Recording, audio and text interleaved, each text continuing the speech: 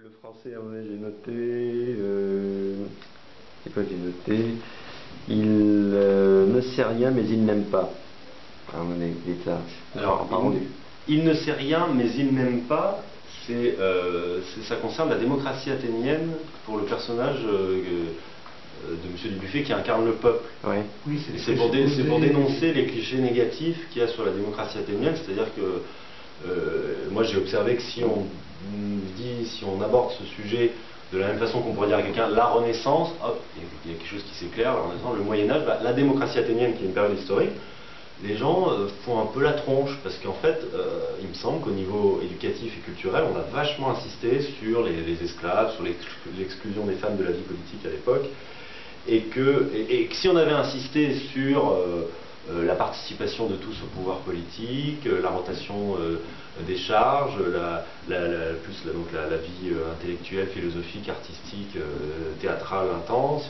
Et les gens auraient d'autres images. C'est ça, il ne sait rien, mais il n'aime pas. Les gens ont tout oublié. Ils sentent que c'est un truc... Oui, puis c'est surtout aussi pour dire les gens vont à la facilité, il y a des présupposés, oui. Ils restent là-dedans. Et puis l'expression « et on aime ça », le peuple aime ça parce que le peuple est responsable aussi. Le peuple, si on veut de la transformation sociale, même les gens qui sont un peu lanceurs d'alerte ou éclaireurs, ne peuvent rien faire tout seul. Hein. C'est le peuple, s'il doit un jour y avoir un changement, c'est parce que le peuple va se mettre en marche. Hein. S'il se contente d'ouvrir le frigo et de regarder les infos à la télé, ça ne bougera pas. Voilà. Mais là aussi, il y a un... Ouais, c'est bon? Non, je sais pas. Mais juste pour, parce que vous disiez la participation de tous au pouvoir par rapport à la démocratie athénienne, donc à l'exclusion des femmes et des esclaves alors. Oui, mais alors... je vais faire celui qui est plein de présupposés sur la... Non mais là il y a un gros débat, c'est vrai, à avoir sur la démocratie athénienne. Mais, je réponds pour les femmes. En France, je rappelle que les femmes ont eu le droit de vote en 1945. Ou 48, non 46 ou 47, oui, enfin, après hier, juste après hier. Donc, bon, la ramener sur le... Effectivement, vous marquez un point. Non mais là, moi ce qui me gêne vraiment, non mais il y a vraiment un problème, c'est que ce qui me gêne, c'est, là aussi encore une fois, les choses sont inversées, c'est que dans la tête des gens, la démocratie athénienne, c'était donc justement, c'est ça qu'on apprend aux gens, c'est que c'était une fausse démocratie à Athènes, parce qu'elle était imparfaite, parce qu'il y avait les esclaves puis les femmes qui étaient exclues. Et c'est l'idée de progrès, qu'on aurait progressé depuis l'époque, et qu'aujourd'hui, c'est aujourd'hui qu'on aurait une vraie démocratie. Or, c'est l'inverse, par rapport à ce qu'est une démocratie. Hein, c'est à l'époque qu'ils avaient une vraie démocratie, parce que ceux qui étaient les citoyens, ils votaient eux-mêmes leurs lois, et puis ça correspondait à la définition d'une démocratie. Et après, il y a eu une rupture avec Platon, et depuis Platon, on est allé vers des régimes qui ne sont pas des démocraties. Et donc là-dessus, il y a quelque chose d'inversé, et sur ce que tu dis quand même, sur effectivement toujours cette histoire des esclaves et des femmes, pourquoi ça compte pas? Ça tient à la définition du citoyen. Chaque société, dans sa culture, elle va dire qui est citoyen. Donc aujourd'hui, si on disait qui est citoyen, il y aurait les femmes. Et puis toutes les personnes qui sont là seraient des citoyens. Bon, à l'époque, dans leur mœurs, dans leur culture, les citoyens, il y avait une certaine définition. Mais après, une fois, si on veut analyser les choses politiquement, on regarde ça chez les citoyens. Donc les citoyens, donc c'est juste de dire que tous les citoyens à Athènes étaient en démocratie et votaient eux-mêmes leur loi. Oui. D'un point de vue purement, vous voulez dire politique, au niveau de l'appareillage politique mis en place, etc. Effectivement, la démocratie athénienne est ce qui s'est fait de mieux, si je comprends bien, jusqu'à présent dans l'histoire de l'humanité. C'est sur le fait que les citoyens, mais c'est vrai que tout le monde n'était pas, tous les êtres humains qui vivaient à Athènes, effectivement, n'avaient pas le titre de citoyen.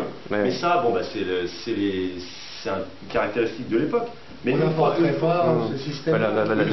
qu'on a repéré qui étaient citoyens, eux, ce groupe-là, qui est nombreux,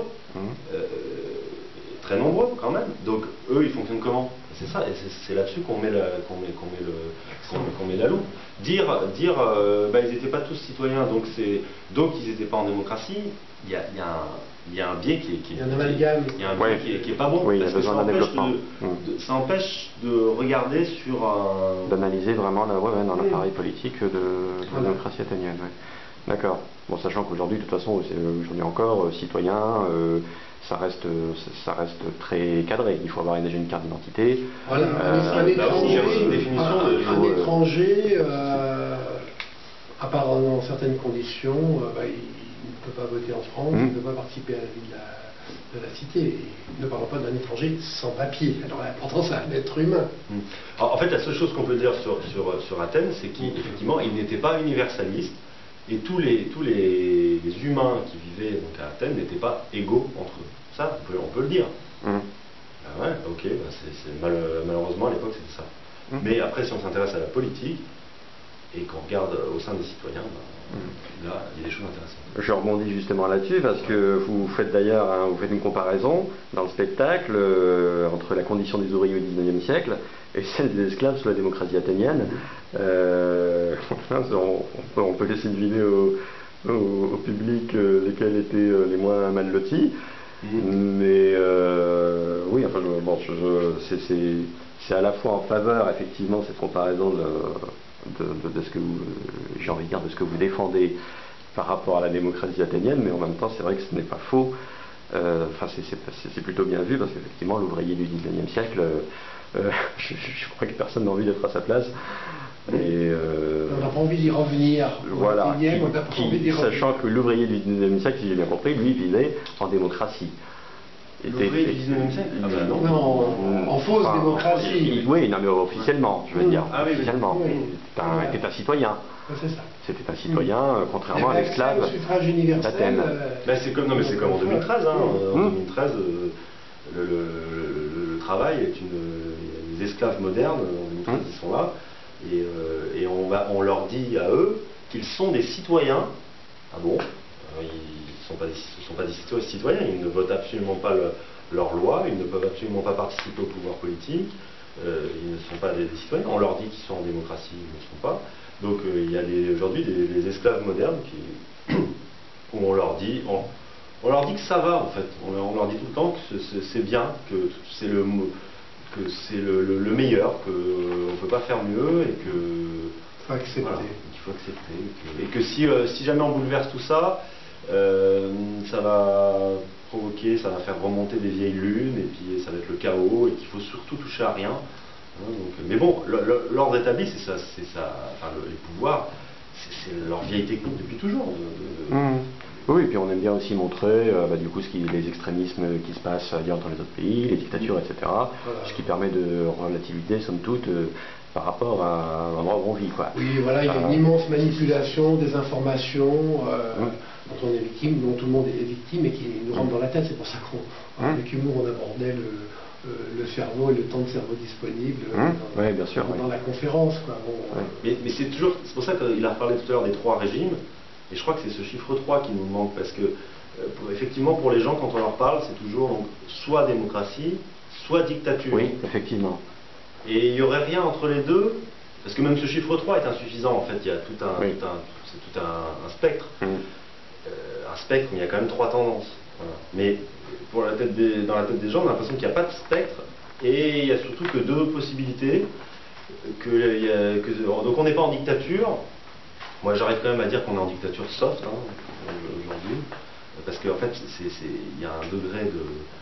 On est en dictature soft, effectivement, il n'y a pas des mitraillettes à tous les coins de rue, mais il y a un degré de propagande et le peuple est dans un asservissement à une idéologie dominante telle que, si, c'est une dictature soft. Effectivement, vous parlez de la dictature idéale selon Aldous Huxley, donc l'apparence des démocraties, ou une question d'une prison sans mur où les citoyens auraient l'amour de leur servitude. Ça, c'est effectivement une définition très forte et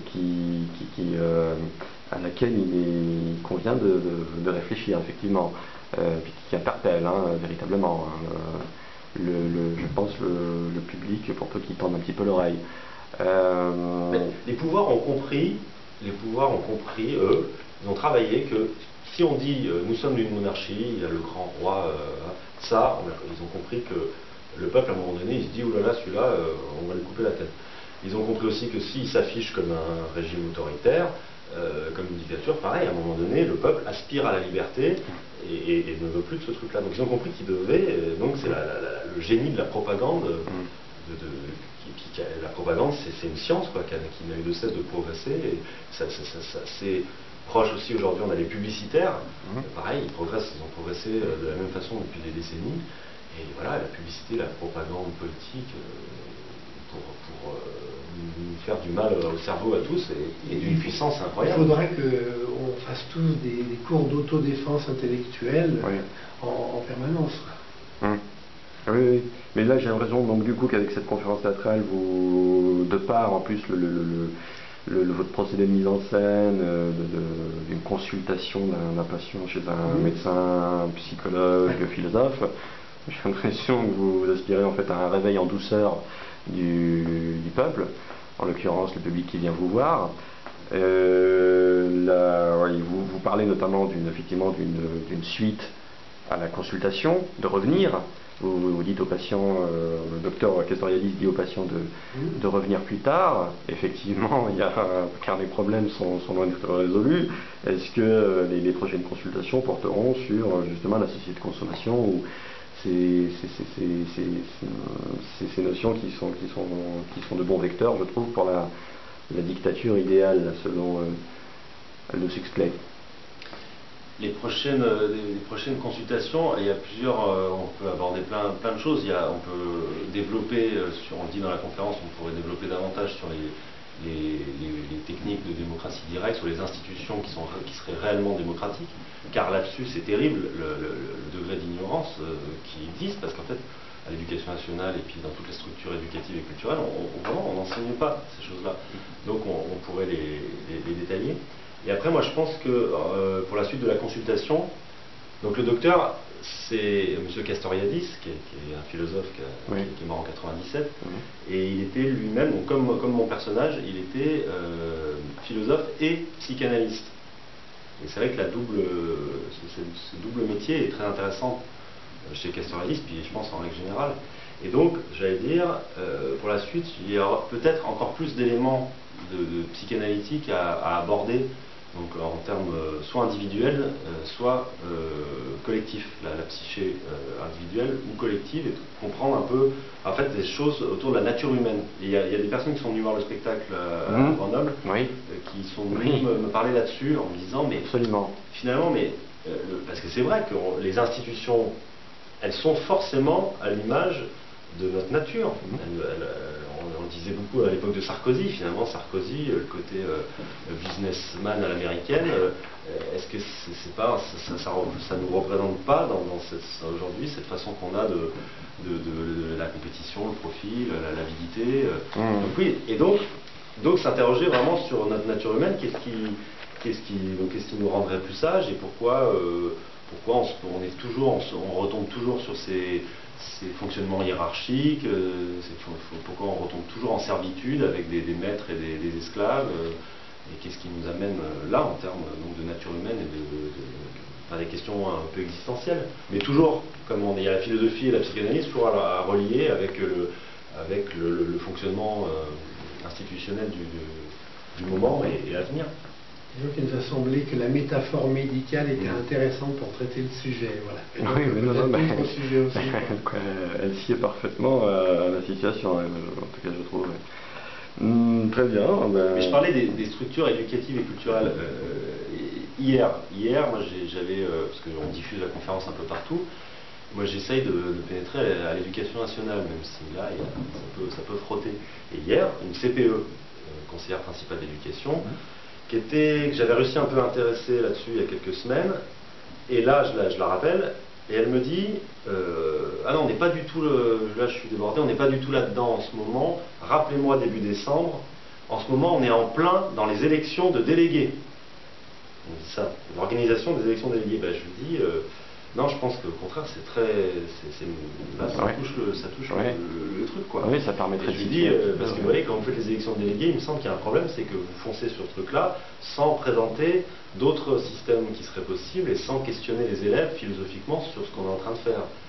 Et je lui dis, bah voilà, par exemple, sur la démocratie, il y a ce sujet du tirage au sort.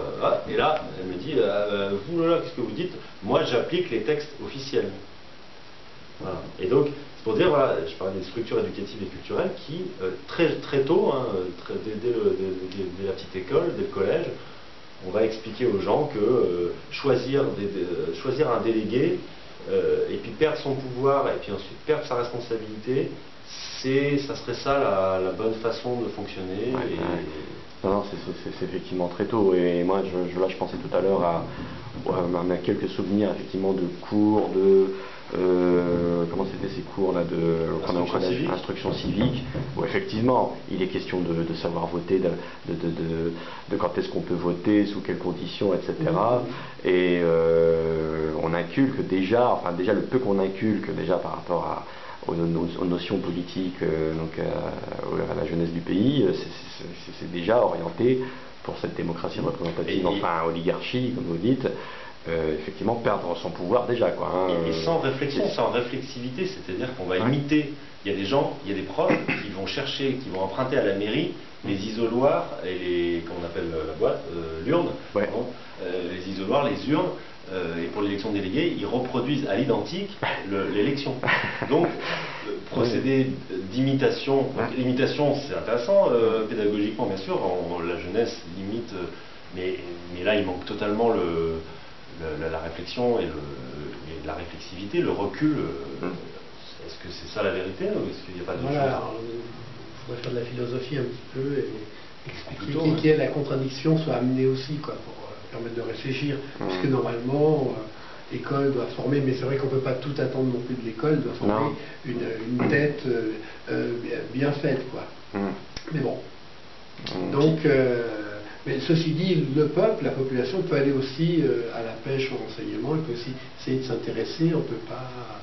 Elle a sa responsabilité aussi, quoi. On ne peut pas ménager la population aussi comme ça. Elle doit faire des efforts si elle veut obtenir une transformation sociale, de meilleures conditions de vie. Et puis les délégués de classe, c'est un peu une illusion, ils ont très peu de prérogatives et de choses de pouvoir en fait. Donc ça serait une bonne occasion pour se dire, effectivement, là on va apprendre, on pourrait même sur une année scolaire voir passer par plusieurs systèmes de gouvernance, c'est-à-dire qu'à un moment donné, effectivement, on élit, à Noël, on se met à faire du tirage au sort, on se met à faire de l'assemblée, on pourrait étudier plein de façons, on pourrait à un moment donné s'amuser, pendant un mois il y a un roi, le roi de la classe, et s'apercevoir que le roi de la classe, rapidement, en 3 semaines, il pète un plomb, il se prend pour César, et puis ça y est, ça déconne.